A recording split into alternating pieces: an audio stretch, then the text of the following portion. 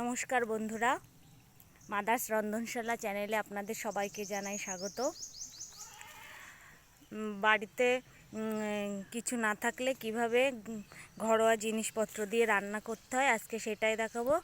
ডালটাকে একঘেয়েমিভাবে না রান্না করে ডালটাকে বড়া করে কিভাবে আমরা আলু দিয়ে ডালের আলু কোপ্তাকারি বানাবো সেটাই আপনাদের দেখাবো।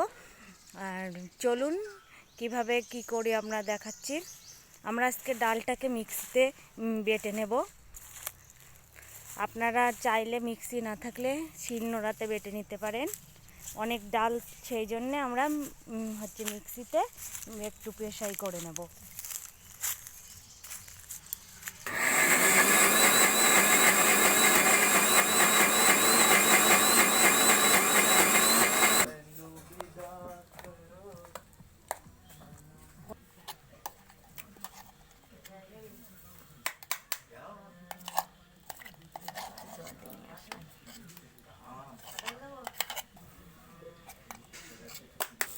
দেখুন আলুগুলো ভাজা হয়ে গেছে, এবার তুলে দেওয়া হচ্ছে।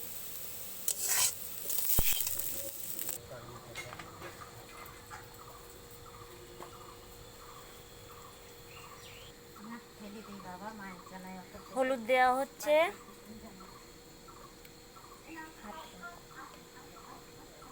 লবণ,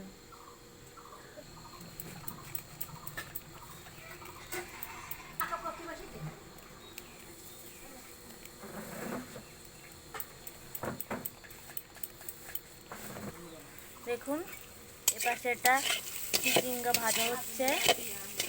চিচিঙ্গাগুলো ভাজা হচ্ছে, অনেকটা ওই কাটা হয়েছিল কিন্তু ভাজার পরে কমে গেছে। এই যে এপাশে কড়াইতে তেল গরম হচ্ছে, আলু ভেজে তুলে রাখা হয়েছে আর ডালটাকে ভালো করে ফেটিয়ে মেখে নেওয়া হয়েছে। তেলটা গরম হয়ে গেছে, এবার দিয়ে দেওয়া হচ্ছে ডালগুলোকে।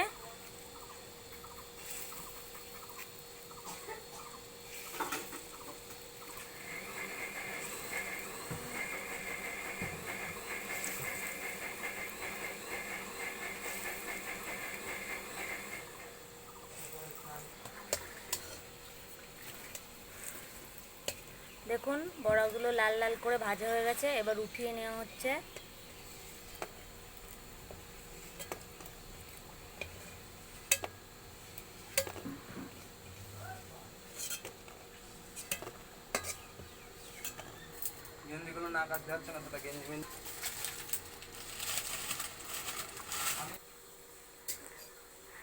দেখুন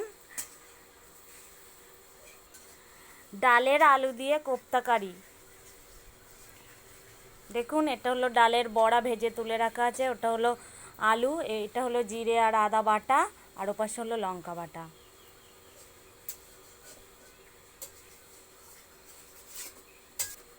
কি বলবো, বড়াটা খুব ভালো লেগেছে। ঝাল লবণ দিয়ে বড়াটা হয়েছে, মুসুর ডালি বড়াটা খুব ভালো লেগেছে। না আচ্ছা, দেখুন ডাল আলুর কোপ্তাকারি করতে কি কি লাগছে।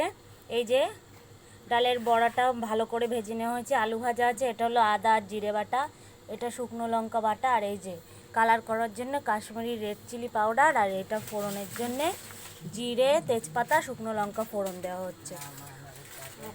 কড়াইতে তেল দেওয়া হয়ে গেছে, কড়াইতে তেলটা গরম হলে, তেল গরম হয়ে গেছে, এবার দিয়ে দেওয়া হচ্ছে ফোড়নটা।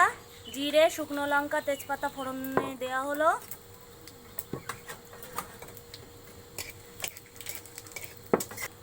এবার দিয়ে দেওয়া হচ্ছে আদা আর জিরে বাটা,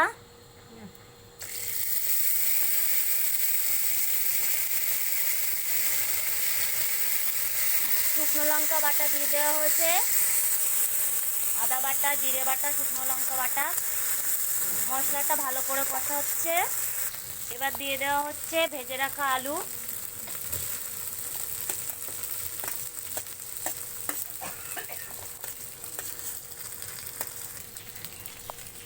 অনেকে তো ডাল যেভাবে সবাই রান্না করে সেভাবে রান্না করেন, এভাবে একদিন বড়া বানিয়ে আলু দিয়ে আমরা যেভাবে বানাচ্ছি খেয়ে দেখবেন, অন্য রকম লাগে একদম। দিয়ে দেওয়া হচ্ছে হলুদ,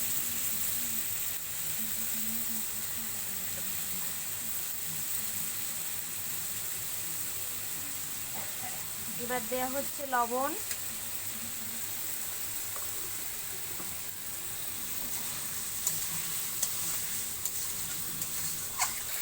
দিয়ে দেওয়া হচ্ছে কাশ্মীরি লঙ্কার গুঁড়ি কালারের জন্যে,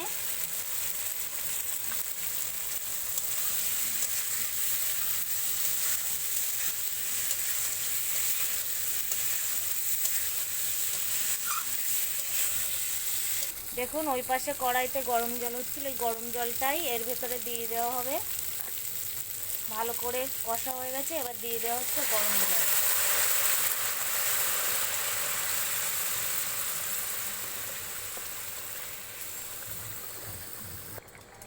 আলু ভালোভাবে সেদ্ধ হয়ে গেছে, এবার দিয়ে দেওয়া হচ্ছে ভেজে রাখা বড়াগুলো, ডালের কোপ্তা দিয়ে দেওয়া হলো। এবার স্বাদ মতন চিনি দিয়ে দেবেন। এবার হয়ে গেছে দেখুন, এবার দিয়ে দেওয়া হচ্ছে গরম মশলার গুঁড়ো।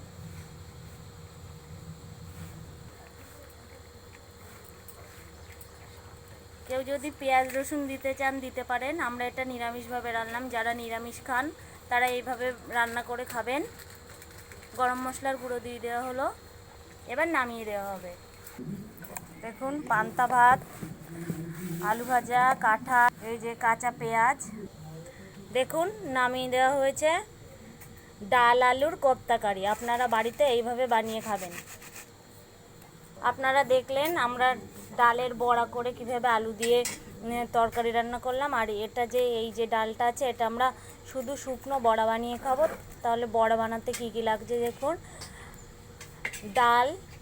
ডালটাকে পেশাই করা, এটা এই দেখুন, এই যে কারি পাতাটাকে ধুয়ে এখানে কুচিয়ে রাখা আছে, এই যে এটা হলো হলুদের গুঁড়ো, আর এই যে এটা হলো গোলমরিচের গুঁড়ো, আর লবণ দেওয়া হবে। আর বাড়ি যদি কালো জিরে থাকেন, কেউ যদি খেতে চান দিতে পারেন কালো জিরে। ডালের ভাজা বানানোর জন্য দেখুন, ডালের বড়া বানানোর জন্য কড়াইতে তেল বসিয়ে দেওয়া হয়েছে, এটা গরম হতে থাকুক, ততক্ষণ এটা মেখে নেওয়া হবে। হলুদ, কারি পাতা, গোলমরিচের গুঁড়ো আর লবণ,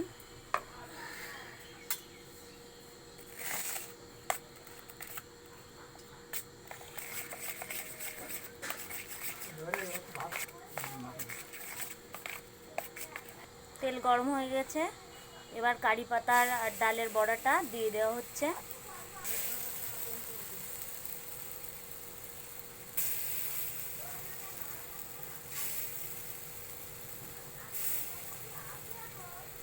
দেখুন ডালের বড়াগুলো ভেজে কিছু তুলে রাখা হয়েছে, এই যে কিছু কড়াইতে আছে আর কিছুটা ভাজতে হবে। দেখুন এই বড়াটা আমি নিয়ে এসেছি, খাবো।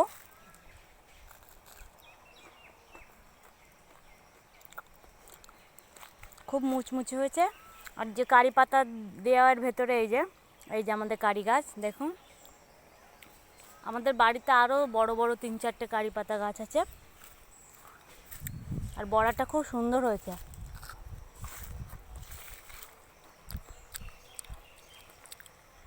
আপনাদের যদি আমাদের রান্নাটা ভালো লাগে তাহলে লাইক করবেন, শেয়ার করবেন, সাবস্ক্রাইব করবেন, আর এভাবে বাড়িতে বানিয়ে খাবেন। আজকের ভিডিওটা এখানেই শেষ করছি। ভালো থাকবেন। হর হর মহাদেব।